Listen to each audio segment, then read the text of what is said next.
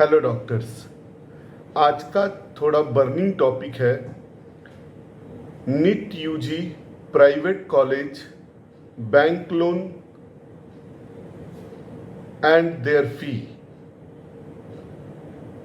अभी मैंने थोड़ा विस्परिंग इधर उधर से सुना है, पता नहीं है क्या होगा, बट अगर नीट यूजी भी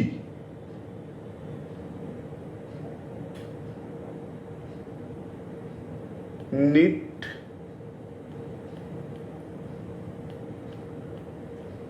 यूजी लास्ट ईयर के पीजी जैसा 0% पर हो जाए,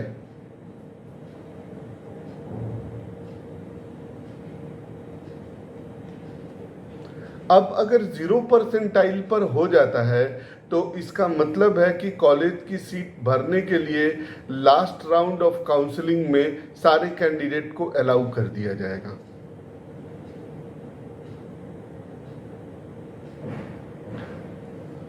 प्राइवेट कॉलेजेस जो अच्छे हैं आपको भी पता है, आजकल कुछ प्राइवेट मेडिकल कॉलेजेस खुल रहे हैं जिसमें फीस के बारे में तो पता ही नहीं चलता कि आखिर कितना दूर तक फीस हो सकता है। मेडिकल कॉलेज का अपर लिमिट कुछ पता नहीं है। अजीबोगरीब कोटा में फीस आपके इंडिया में 2.5 करोड़ तक भी है, 2.5 CR, and it is officially announced. अब क्या होता है, जब आप फर्स्ट और सेकंड काउंसलिंग के डेटा को ऑब्जर्व करिएगा तो प्राइवेट कॉलेजेस में जो लोअर प्राइवेट कॉलेजेस होते हैं उनकी सीट भरती ही नहीं है।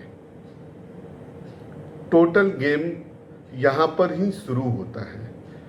आप जितने भी अभी तक सब लोग जो काउंसलिंग अटेंड करते हैं, जो ये करते हैं वो करते हैं, अब इस प्रिस्क्राइब्ड फी से इतना बजट पे स्टूडेंट उनको मिलता ही नहीं है।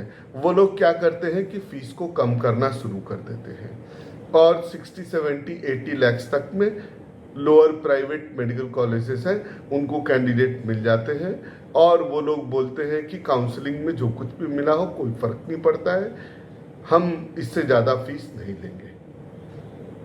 ठीक है, तो दैट मीन्स कि 70 to 80 lakhs में इंडिया में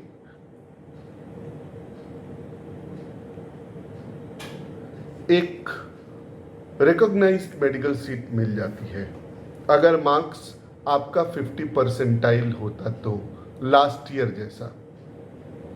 लेकिन अभी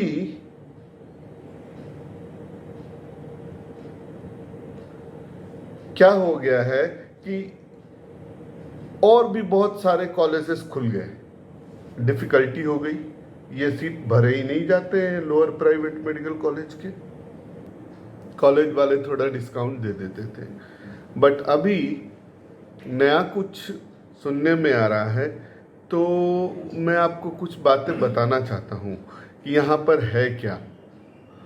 अगर 10,000 to 20,000 सीट बढ़ जाता है और फी मोर देन 1 CR रहता है तो स्टूडेंट नहीं मिलते हैं।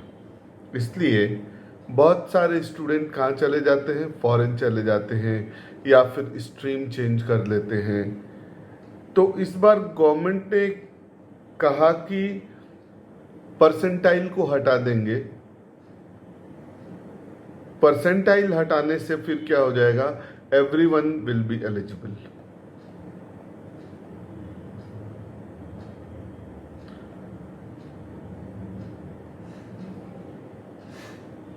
एवरीवन एलिजिबल हो जाएगा। तब जो लोअर प्राइवेट मेडिकल कॉलेज है, जो कि आजकल जिनका एफिलिएशन मिल रहा है, जहाँ की क्वालिटी रियल में थोड़ी कॉम्प्रोमाइज़ है, उनकी सीटें आराम से बिक जाएंगी। कोई क्वालिटी नहीं है, क्योंकि अभी भी इंडिया में बहुत लोग ऐसे हैं जो मेडिकल के नाम पे वो 1 करोड़ खर्चा कर देते हैं। मैं उन लोगों की बात नहीं कर रहा हूँ जिनके पास बहुत पैसे हैं, पर मैं उन लोगों की बातें कर रहा हूँ जिनके पास पैसा कम है और उसको कुछ प्रॉपर्टी बेच करके, कुछ ये सब करके, लोन ले करके मेडिकल पढ़ना है। तो मैंने एक चार्ट भी बनाया है। उस चार्ट में क्या है कि 50 to 0% all candidates are eligible, जैसा लास्ट ईयर पीजी है। अब जनरल पब्लिक में मैं बोलता हूँ कि एजुकेशन लोन आजकल लोग लेकर के पढ़ते हैं। अगर आपको 20 से 30 लाख से ज़्यादा लोन लेना पड़े तो कंडीशन बहुत ख़राब है, आप लोन उससे ज़्यादा मत लीजिए, फिर बच्चा भर ही नहीं पाएगा। क्योंकि अगर पोस्ट ग्रेजुएशन नहीं करेगा तो लुक्रेटिव उतना जॉब है नहीं जितना बाहर से लगता है। नेक्स्ट, गवर्नमेंट को ये सब चाहिए कि ये जो फीस है तरह तरह से, इन सब फीस का मैक्सिमम बार एक फिक्स करे कि हाँ भाई एमबीबीएस की मैक्सिमम फीस 1 CR हो सकती है, उससे ज़्यादा नहीं हो सकती है। और डिफरेंट चार्जेस को कम करे। प्राइवेट मेडिकल कॉलेजेस खोले जा रहे हैं, लेकिन प्राइवेट मेडिकल कॉलेज में कम बोल करके भी, झूठ बोल करके भी एडमिशन ले लिया जाता है। बाद में बच्चों को फेल करा दिया जाता है। फेल कराने के बाद तरह तरह से डिफरेंट चार्जेस अनवांटेड लिए जाते हैं। इन सब को कंट्रोल करने के लिए जो गवर्नमेंट बोलती है कि हाँ एक पढ़ाए तो सब जगह जाएंगे, सेंट्रल यूनिवर्सिटी होनी चाहिए, जहाँ पर उन सेंट्रल यूनिवर्सिटीज़ में पावर होना चाहिए कि वो वहीं से सारा एग्ज़ाम कंडक्ट हो। तो good things are always welcome, but in India still a lot of things are to modify. Bank loan बिल्कुल नहीं, अगर आपके पास एक्सेस मनी है तभी जाइए, नहीं तो अगर लड़का अच्छा है तो आप फॉरेन से भी मेडिकल कर सकते हैं, फिर यहाँ पर आ कर के FMG एग्ज़ाम दे सकते हैं, फिर आप नेक्स्ट और ये सभी जो PG एंट्रेंस होता है उन सब में आप पार्टिसिपेट कर सकते हैं। मैं आपको एक ट्रेंड बता देता हूँ, 0% करे या -% करे या कुछ भी करे, अगर स्टूडेंट्स ज्वाइन नहीं करना चाहता है तो आप किसी को भी पकड़ करके मेडिकल नहीं पढ़ा सकते हैं। जैसे आयुष और सभी छोटे छोटे ब्रांचेज, जैसे हम इंजीनियरिंग ही बोल रहते हैं, वहाँ पर सीटें नहीं भरती हैं। इतना ज़्यादा कॉलेज है, सीट भरेगा कैसे? तो same to same condition due to competition market medical में भी आने वाला है कि नहीं?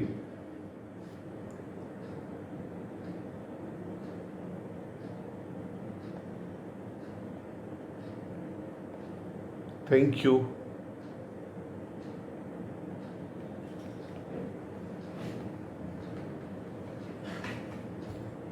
अगर आपको कोई क्वेरीज हो तो आप व्हाट्सएप करिए, कमेंट करिए, मैं आपको आंसर्स दूंगा with relevant facts, relevant proof, relevant data. But I always request one thing कि please everywhere apply your common sense. Your common sense is enough to decide all the things. भेड़ जैसा पीछे पीछे मत चलिए। You are unique, your choices are unique. आप उन choice के पीछे पड़िए, किसी के कहने से कुछ नहीं होता है। बहुत सारा अभी इंस्टीट्यूट जैसे कि को इधर उधर से न्यूज़ मिलता है कि बच्चे 2 बार 3 बार 4 बार दे रहे हैं। अरे कंपटीशन तो कंपटीशन है ना, उनको कितना भी मोटिवेट करो, किसी को भी कितना मोटिवेट करो, जब अंदर की क्वालिटी वो है ही नहीं तो कहाँ से? 25 लाख में से तो 1,10,000 ही ना डॉक्टर बनेंगे। और गवर्नमेंट कॉलेजेस मिलना तो फिर आप समझते ही हैं, कंपटीशन बहुत टफ है ना। तो इसके लिए रियलिटी को फेस करिए। और इसके अलावा ऐसा नहीं है कि नीट में नहीं होता है तो कुछ नहीं होता है, बहुत कुछ होता है। बहुत लोग नीट करने के बाद भी छोड़ देते हैं, बहुत लोग आईएएस होने के बाद भी छोड़ देते हैं। ठीक है, तो पहले अपना चॉइस को ध्यान दीजिए, आप अपने लेवल को एसेस करिए।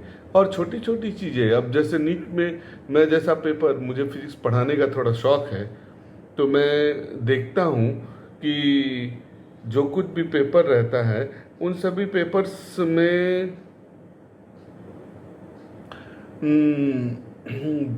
इतना आसान पेपर है कि अब अगर 130-40 नंबर लोअर कट ऑफ नहीं आता है तो मेरे समझ से नहीं पढ़ना चाहिए फिर मेडिकल।